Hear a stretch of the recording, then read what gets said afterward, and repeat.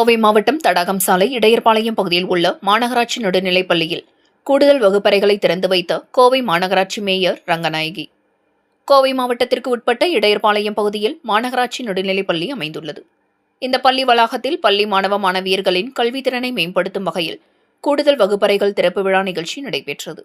இதில் கோவை மாநகராட்சியின் மேயர் ரங்கநாயகி, மாநகராட்சி ஆணையாளர் சிவகுரு பிரபாகரன், கோவை நாடாளுமன்ற உறுப்பினர் கணபதி ராஜ்குமார் உள்ளிட்ட பலர் கலந்து கொண்டு இதனை ரிப்பன் வெட்டி துவக்கி வைத்தனர்.